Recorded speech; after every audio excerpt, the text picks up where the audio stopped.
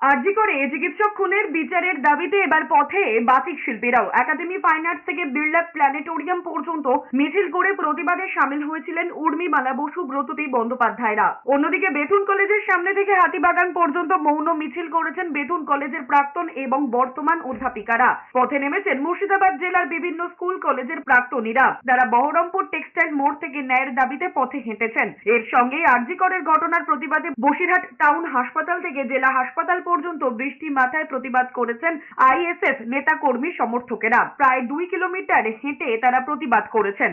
অন্যদিকে নদিয়ার হাবিবপুরে প্রায় 2000 মানুষ একত্রিত হয়ে প্রায় 2 কিলোমিটার হেঁটে মানববন্ধন কর্মসূচি পালন করেছেন। আন্দোলনের পাশাপাশি তারা একাধিক জায়গায় বৃক্ষরোপণ করেছেন। এর সঙ্গেই পূর্ব মেদিনীপুরের মেচেদায় ক্ষুদিরাম মূর্তির পাদদেশে রং তুলির মাধ্যমে বিভিন্ন ছবি এঁকে প্রতিবাদ জানিয়েছেন শিল্পীরা।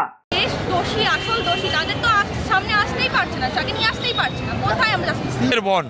অতএব আমার বনকে যারা ধর্ষণ করে পিটিয়ে মারল তারা এখনো জেলের মধ্যে ঢোকেনি, তাদের এখনো ফাঁসি হয়নি।